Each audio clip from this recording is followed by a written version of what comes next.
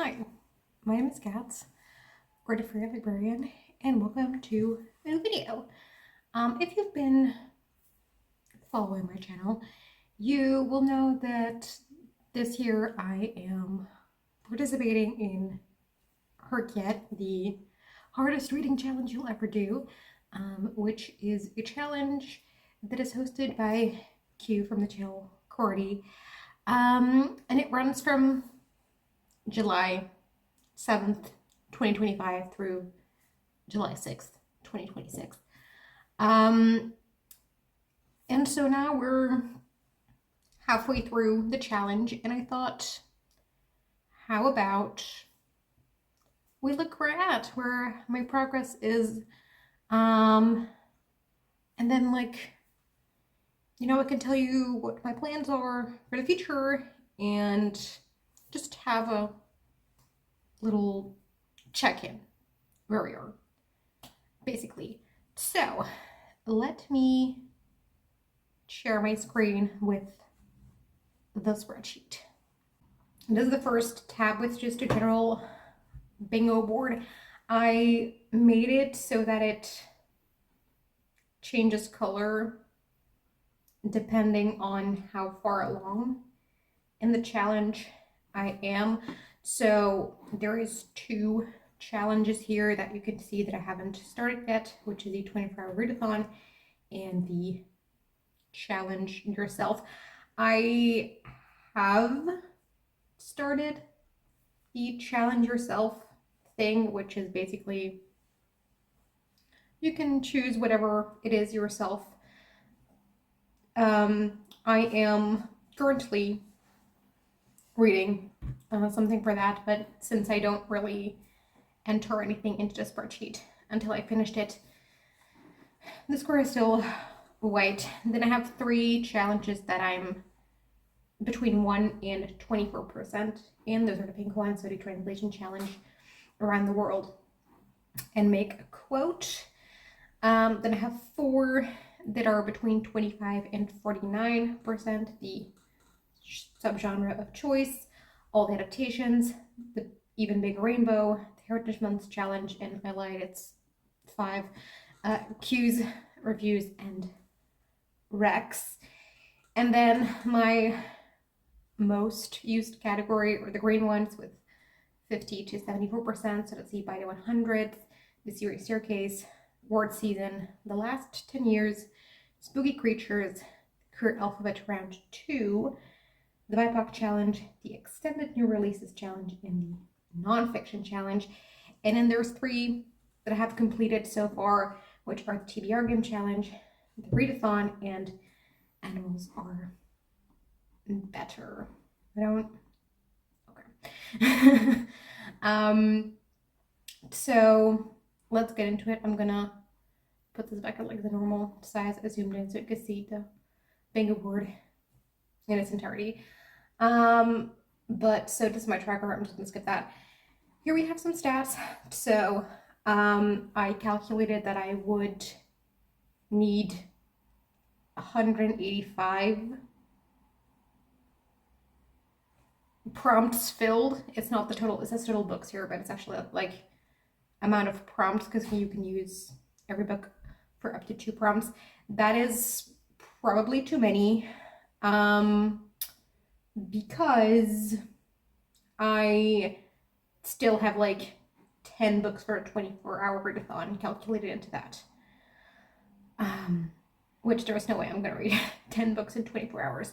So this is an over exaggeration, but the amount completed here is 91, so 91 out of 182 is 49.19%, but that is actually too low because those are the prompts that I have ticked off here, but there's a couple books that I'm not yet sure what I'm going to use this for, and that is why this 50.81% is here. It's because actually I have 94 prompts filled if you include those books, and so I'm actually a little over halfway, which is nice because we're halfway through the challenge. So right on track. So now let's go over challenge by challenge. Starting with the by the 100ths challenge. This is a pretty easy challenge. Like, this is just overspill if I have a book that doesn't really fit. Many other things, I put it here. And so it's filling up quite naturally. So yeah, these gossamer strings, these 701 to or like 700 to 799 pages book. That one I read in January last year, but there was, so her kid also has these secrets prompts that are revealed once a month, and then if you read a book for that in that particular month, then you sort of get a reward. And for 1 month, the reward was that you could take a book that you've read before the start of her kid and let it count. You can do multiple depending on how many books you read that fit the prompt. But so these gossamer strings was one of those. This is, I think, the only one that I like picked with this challenge in mind, because like 700 pages is a lot. So I'd read this in January last year. Really liked it. I do definitely recommend. But so yeah, that's why it's here. The 24-hour readathon, as I said, it's still empty. I haven't done it. That is by design, because as the challenge, as we get closer to the end, it'll become harder and harder to be able to double up, which I do kind of need in order to, even try and come close to completing the challenge. So I thought, how about I wait with the 24-hour readathon and see much closer to the end if there are any prompts that I still need that I have a hard time doubling up on, and I can maybe try and read some of those for the 24-hour readathon. So this will be like end of June, beginning of July-ish that I'll be doing this. Then the subgenres of choice. I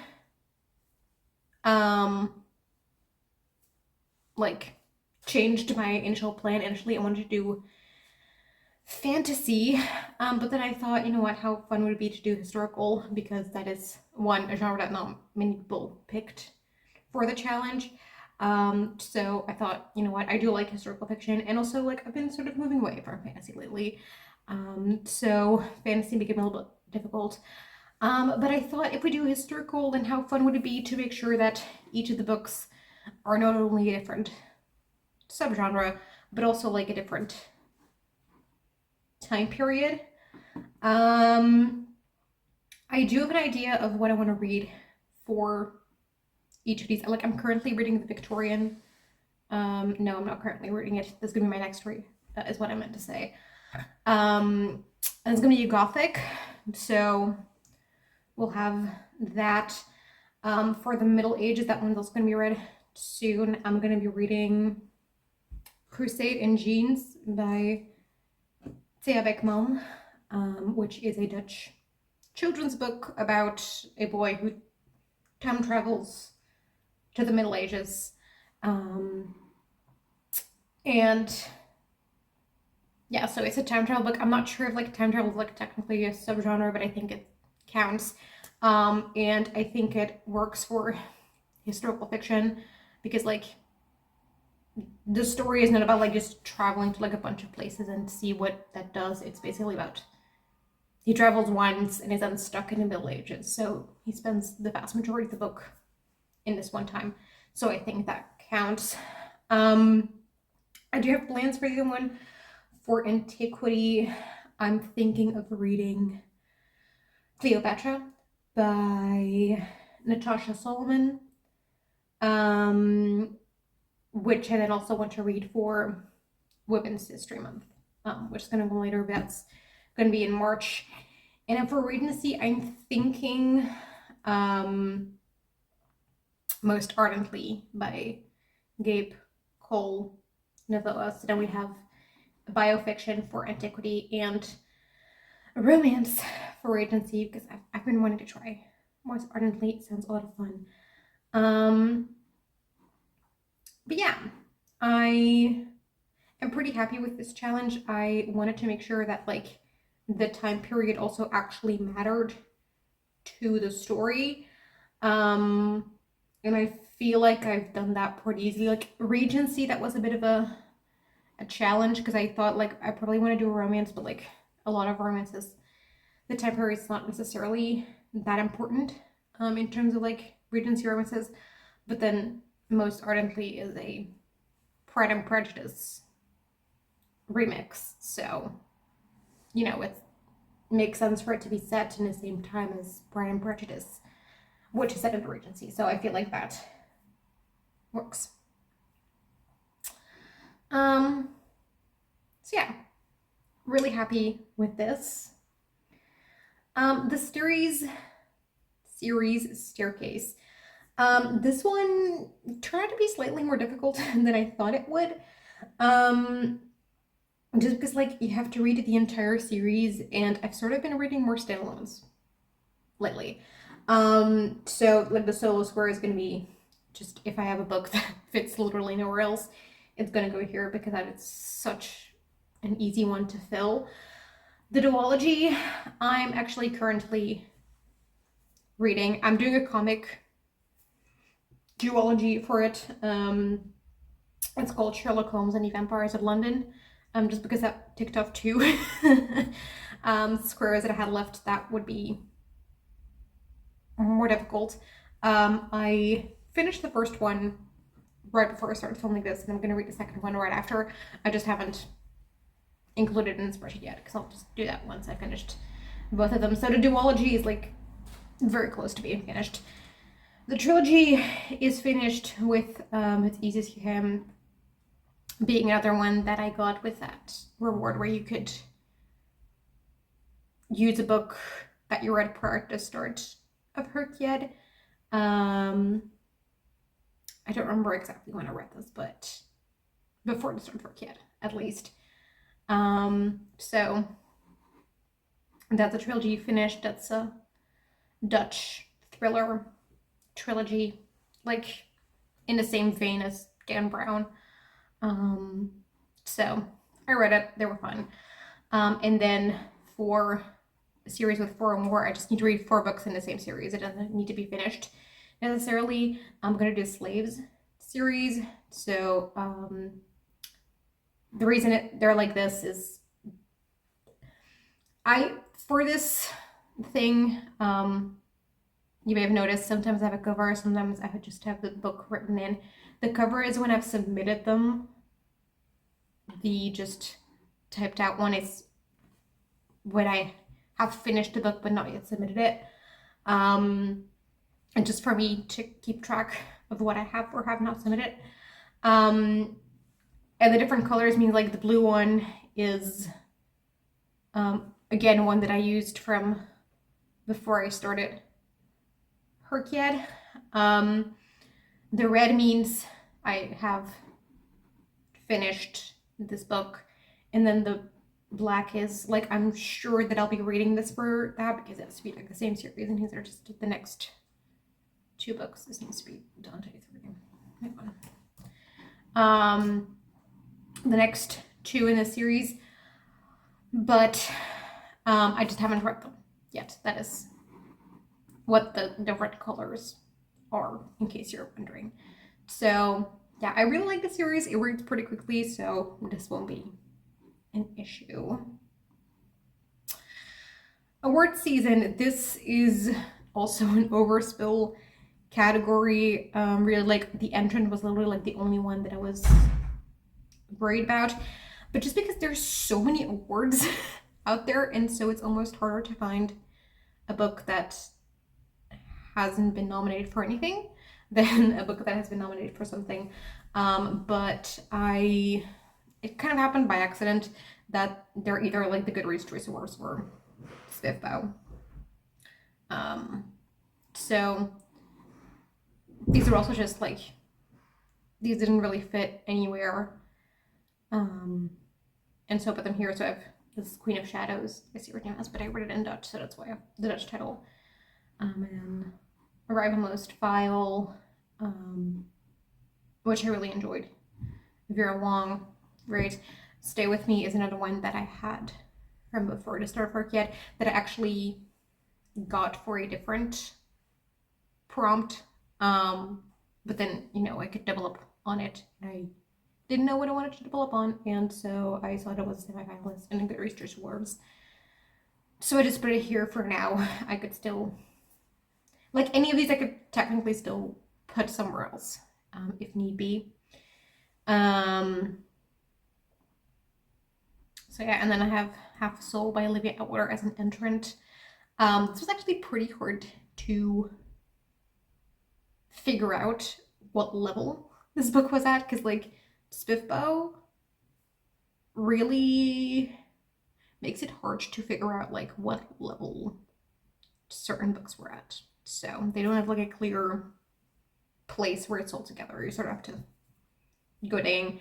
But then I found an interview with Olivia Atwater, which seemed to imply that it was just an entrant.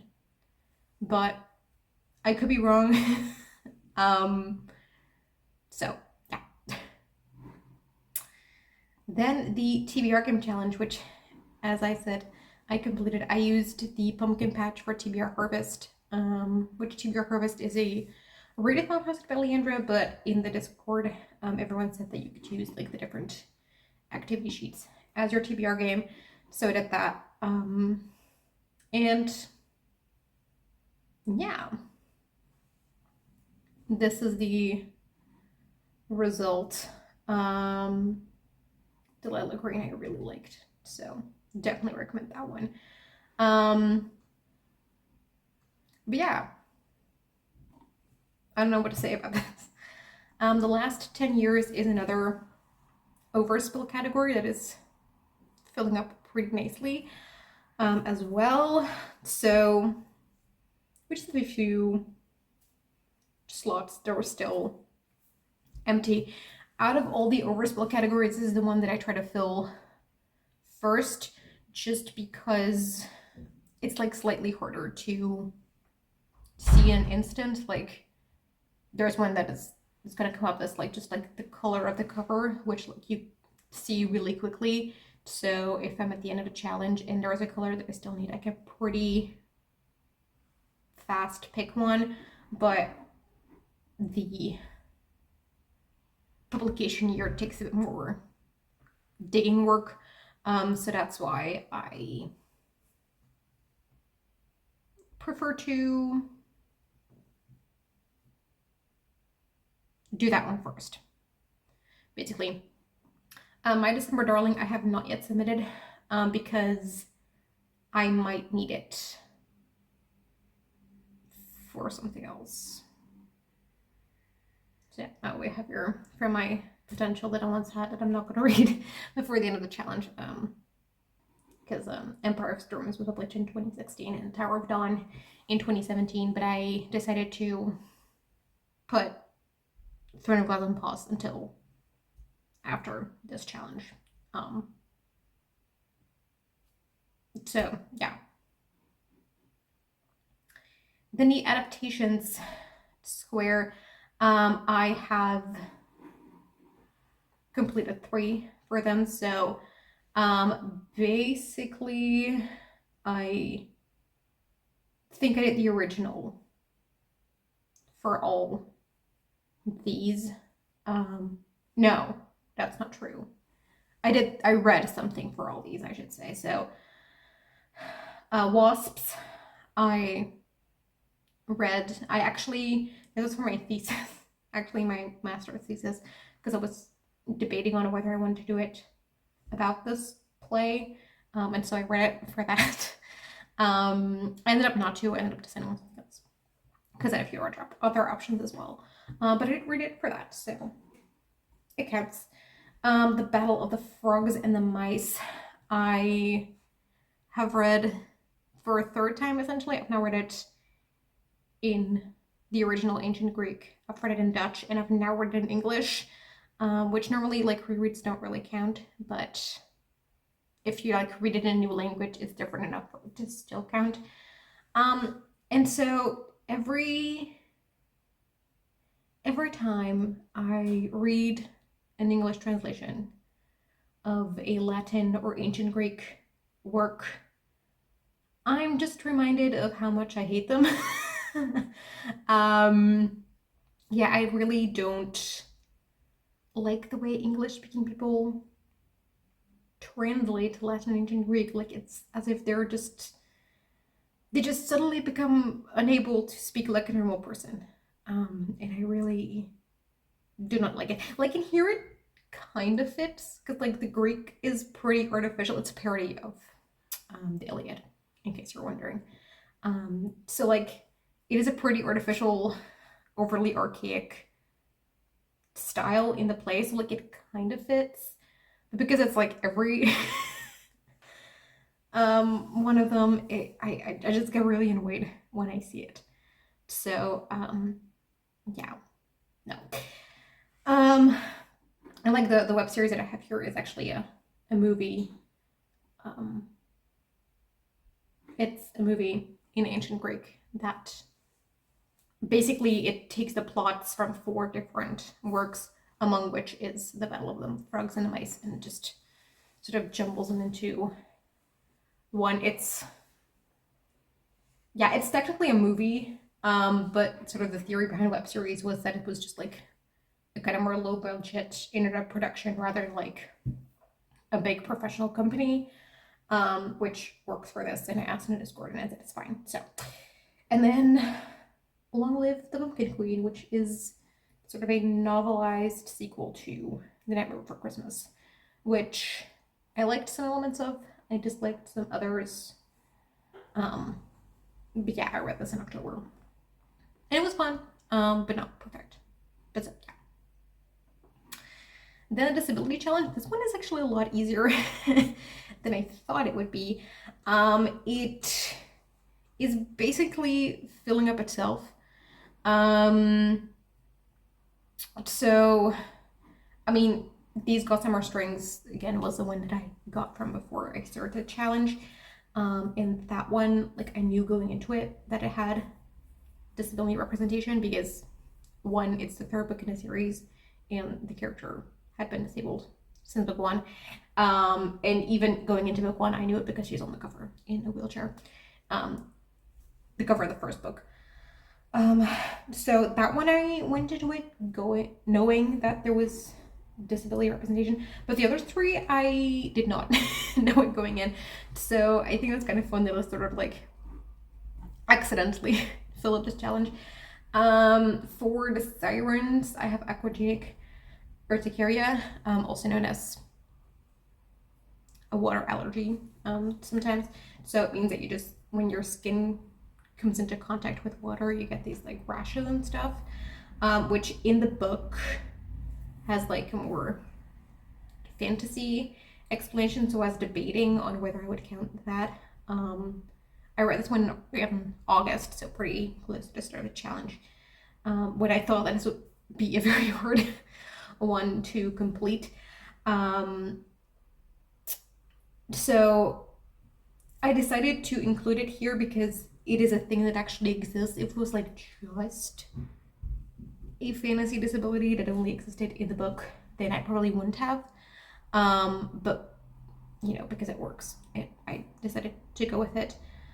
But I might actually take it out just because, you know, I only have 1 left, and I'll probably read more than 1 book that has disability rep in it, and there is just quite a few things that I could use the sirens for. So yeah, this one might get moved somewhere else. Then the Heritage Month, I am doing this one in the month that they're going to be. So I've done Disability Pride in July, Hispanic Heritage Month in September, October, and Indigenous Heritage Month in November. I do try to make sure to pick books that, like, the particular identity of that month is relevant to the book, like is part of the plot, and not just, you know, for Women's History Month, or specifically, it isn't like not a book that just happens to be written by a woman, but like a book that is really like about, that has like the woman in the theme. If you get what I mean, or as well like LGBTQ plus pride, I just don't want the main character to be like casually queer. I want that to be part of the themes. Basically, May is gonna be a tough month for that, because it is Jewish Heritage and Asian American and Pacific Islander Heritage Month. But where I live, LGBTQ plus pride is also in May, not June like in the United States. So I'll be doing that in May as well. So in May I'll have 3 books to read for this challenge, but then I'll be done. So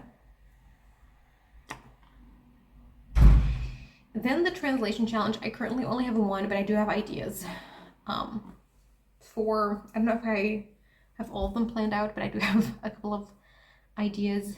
I actually have 2 planned to read in February, so that's not too hard.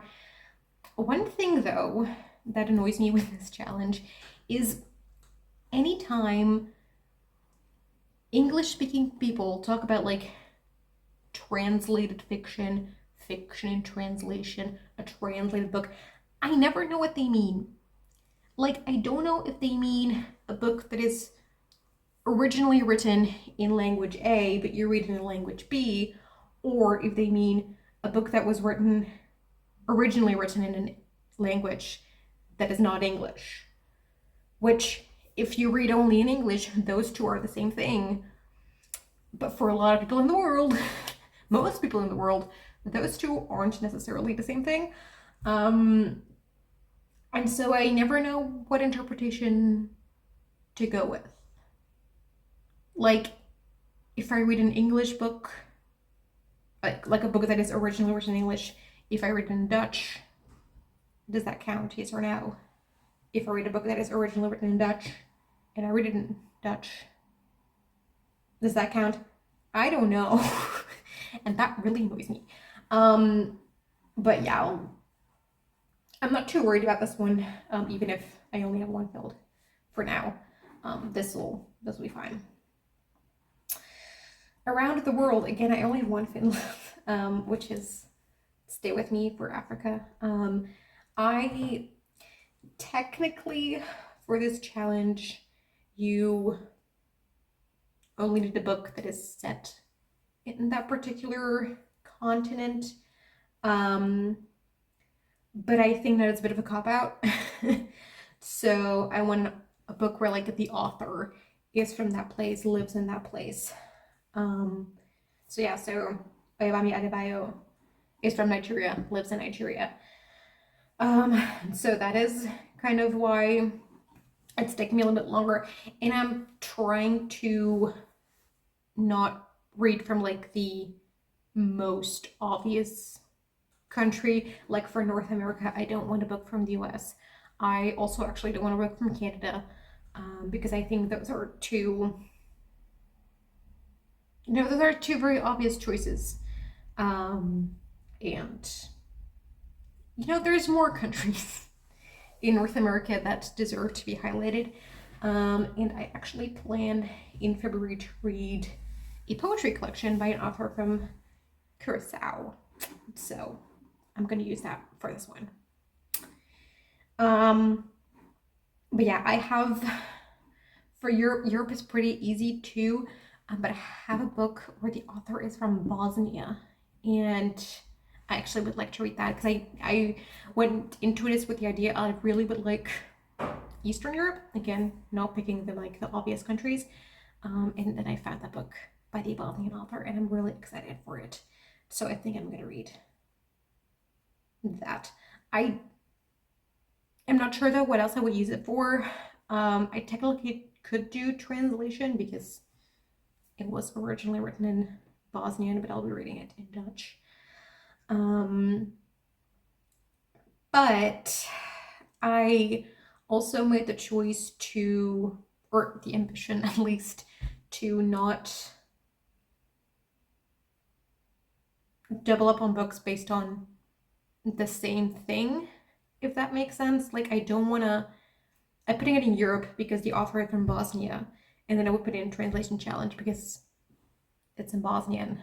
So like, it's kind of the same thing. Similarly, like, I won't do like disability pride and also put it in the disability challenge. I'm not going to do Black History Month and then also put it in BIPOC challenge. I feel like that is just a bit of a cop-out. So I'm trying to spread that out a bit more.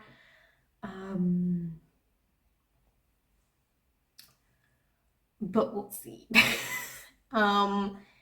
If we get too close to the ending and I still need it, I might have to like give myself a bit more leniency in some areas. But we'll see. Then the even bigger rainbow challenge is also an overspill category challenge. So the same backward as forward.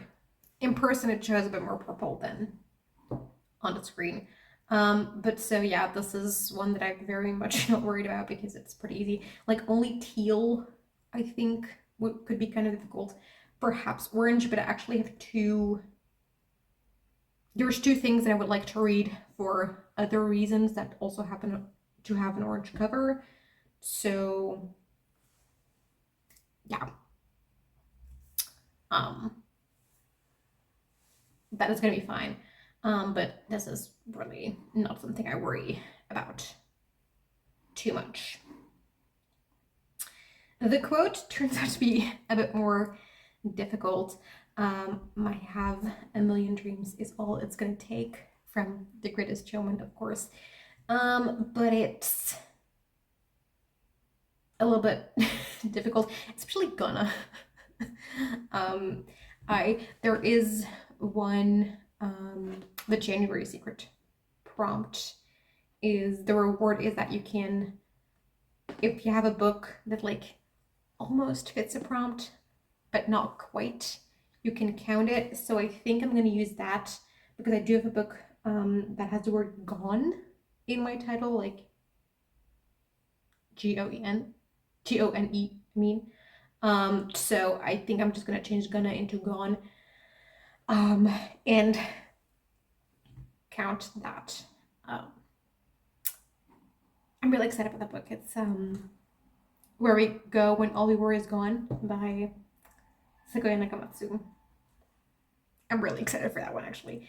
But so, yeah. Then the Spooky Creature Challenge.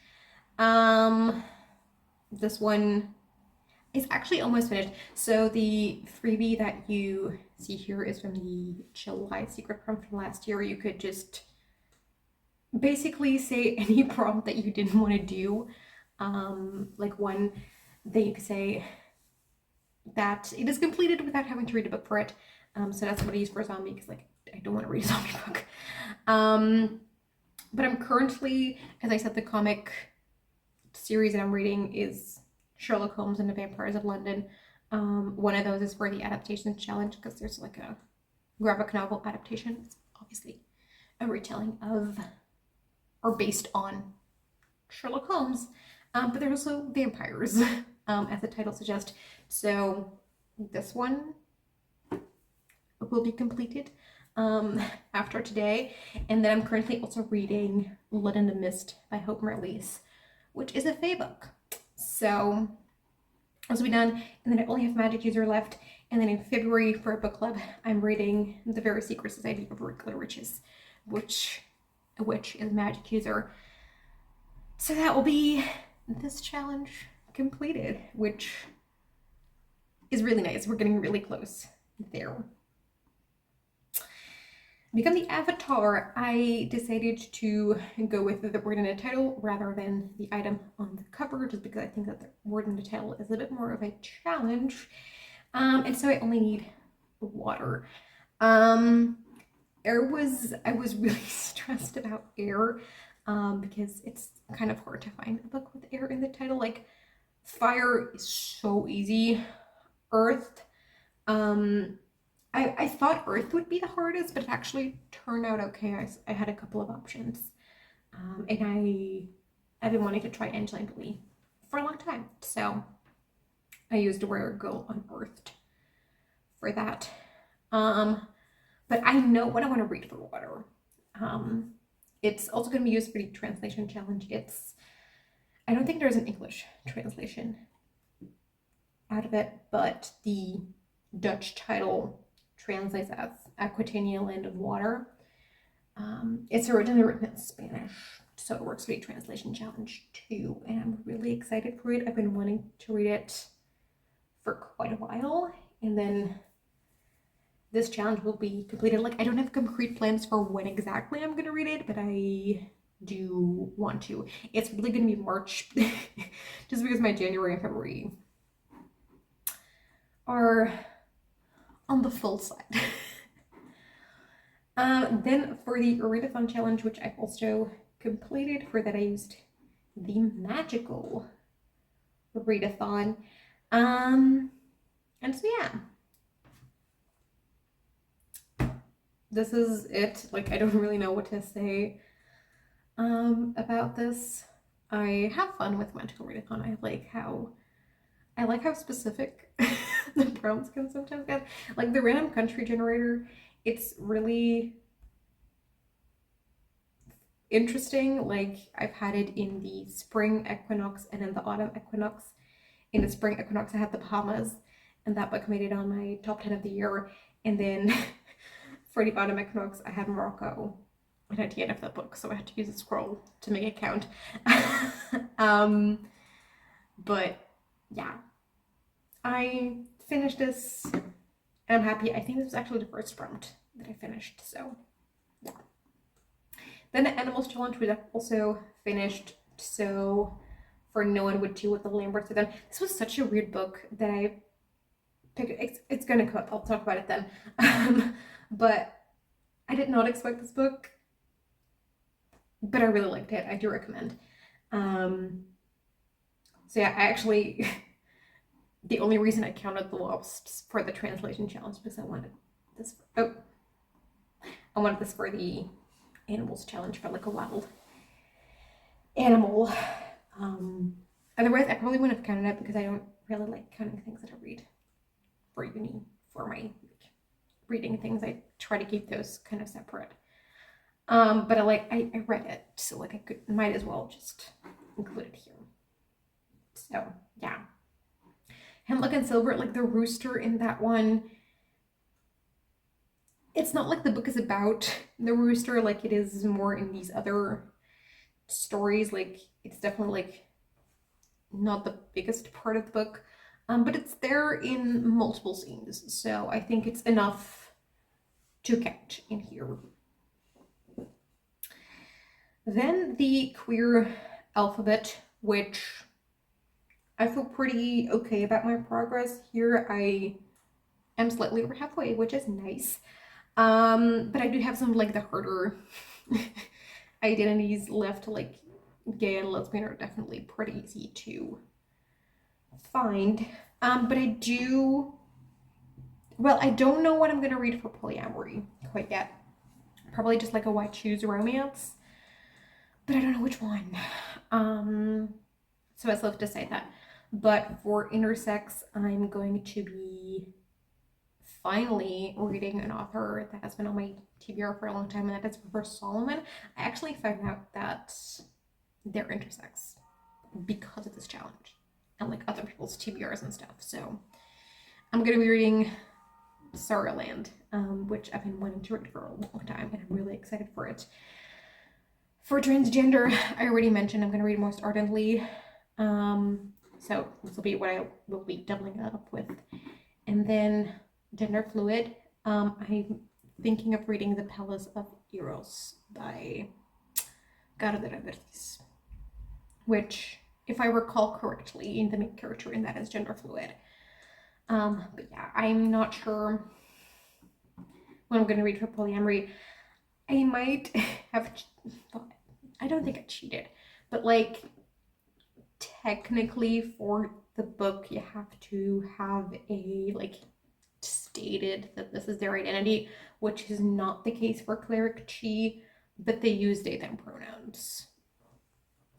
So I thought that was enough indication that they are non-binary in some way.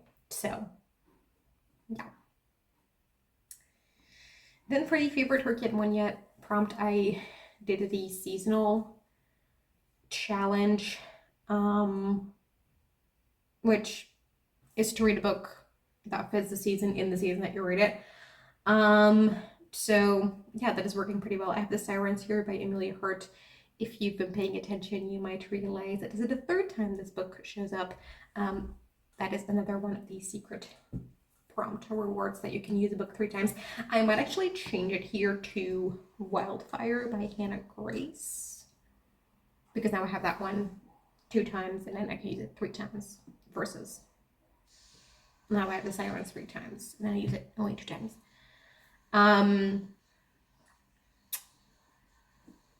Potentially, but I use it to Sirens because I like the sea. I like to see is like, you know, swimming in summer and the beach and stuff. So like anything sea related kind of give me summer vibes. But then Wildfire is like actually set at a summer camp, so that may be better for summer, actually, now to think about it. And then that way I can use the Sirens just for merfolk that I had it, and then either leave it in a disability challenge or use it for a teal cover because that cover is pretty teal. But so yeah, this will be nice. Only 1 book left that I have to be reading in the spring, and then I'll have finished this challenge as well. Then the Bike Pock challenge, again another overspill category for books that don't really fit somewhere else. And through that I already like did have the challenge. I'm hoping to make it so that you just do 10 different authors, but you sort of can like repeat ethnicities, if that makes sense. But I'm going to try to not do that. So for example, I already have Elizabeth Lim, who has Japanese heritage. So if I have another author with Japanese heritage, I would not include it here, if that makes sense. I'm not sure though. This might be one that, because it is such a like, it's such an easy category, and so I just use it as overspill. And so it sounds bad, but I don't care about it that much because this happens anyway. Like I've also like, there's a bunch of BIPOC authors that I've used for other challenges, so it's not that I would not be reading BIPOC authors. I don't like need this challenge in order to read from these people. So yeah. Then the New Releases challenge, which is definitely the hardest for me, especially because I am a library person, and so it's sometimes hard to get books in time because you have to read it within 60 days from release. But so far, luckily I have managed. Let's hope that continues. But here is what I said with No One Would Do What the Lamberts Have Done. I did it for June. Technically, I could have waited for the June prompts to like June 2026 to come around. But then I thought, no, maybe like that will stress me out, so I'd rather like have it done already. But by the time I decided, no, I want to do this now, I needed to find one quickly because it was already in August. And so with when this book came out, I had like 2 days to read it, which I ended up not needing. I ended up finishing it in a single day because it really gripped me. But yeah, if it weren't for this challenge, I never would have picked this up, and I'm glad I did because it also made my top 10 of 2025. So yay. Just looking at this list, it's really funny because I either have books that I really, really loved really, really disliked, and not much. Well, I guess the same backward as forward I thought was very not much more than that, but other than that, it's pretty like the extremes. Here, actually, the same backward as forward I got for my birthday, and I'm really glad that I did, because I didn't have a November release to read, and then I found out that this book came out on November 4th, and so I could just read that and have this rom completed, and so I was like, oh my god. And so I read it straight away when I found it out. But I was a little, I didn't love it. I probably never would have read it if it wasn't gifted to me for my birthday. Like, I'm glad I did, because there were elements about it that I found fun, but I don't think it's really necessary, in my honest opinion. The challenge yourself, I'm gonna skip this tab because I would like to be a little bit mysterious. I'm actually working on a vlog for that right now. So you're gonna see that hopefully at the beginning of February if timing works out. But I'm not gonna say what it is because I don't want to. But so yeah, you're gonna see that. I'm reading 5 books for it. So that's all I'm gonna say. But yeah. Then the nonfiction challenge is also easier than I thought it would be. I have 3 completed now. I plan to read one more at the beginning of February. I want to read All Under Heaven. I can't think of the author right now, but it's a Chinese philosophy book, like sort of how we should structure society and how we could get to the place, this like ideal organization, which sounds really interesting. So that's what I'm gonna do. I would like to read at the beginning of February because I have like 1 week between when my exams end and my new semester starts, and that is when I want to read it. And then the last one, I plan to read a memoir for the Jewish Heritage Month. So that'll be the final book in this challenge. So it'll be finished in May if everything goes according to plan. And then the last one is user recommendations. I still have my old plans for when I used a spreadsheet when I like made my TBR for the challenge and thought what I could do. But I might still read All Systems Red. I don't know what I'm going to read for the reading vlog, but I'm no longer going to read the other post for mini review because a book club I'm part of, an online book club, is reading Blood Over Bright Haven in February, and that was featured in a mini review. So I'm going to do that because I'll be reading it anyway. I need stuff to kind of for. So yeah, I have read One Day Everyone Will Have Always Been Against Us for this so far, which I really, really enjoyed. To recommend. But so yeah, that is all the progress I have for the challenge. So I'll cut back to me. So that was my update. I'm actually did that quicker than I thought I would. I thought I would be filming for well over an hour, but I'm not even an hour filming it, so that's great. Yeah, some overall thoughts on HRCYED. I'm really enjoying this challenge so far, generally, but I also am kind of struggling with it. Like, I like that it sort of pushes me to pick up specific books, but I just think that the challenge is a little bit too big, like too many books, which means that I feel like I can't really read whatever I want when I want it, because I always thinking like, oh no, I don't know what I could use this book for, so I probably shouldn't read it right now. So So far I'm kind of liking it. I still have enough books that I'm very excited about that I would want to read right now, to continue on with the challenge and to maybe finish it and get to July, at least, with this challenge in mind. But I don't think I'll be participating again next year, just because I don't want to be in the situation that I feel like I have to police my own reading for a challenge like this.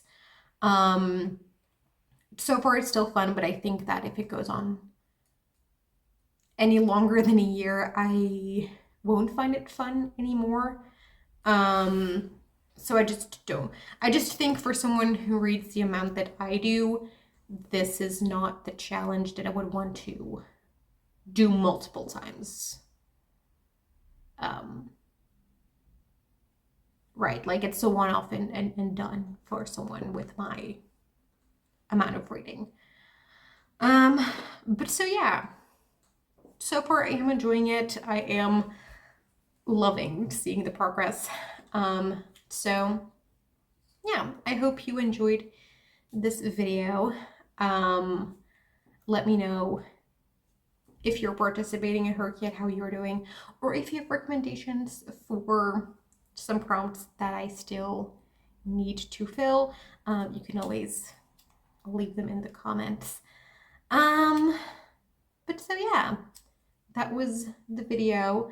I'm not entirely sure with my planning, but this might be the first video that comes up in 2026. So if that's the case, Happy New Year. If a video went up before this, then I will have given you a Happy New Year. So just have an extra Happy New Year. And I hope to see you again in the video. Bye.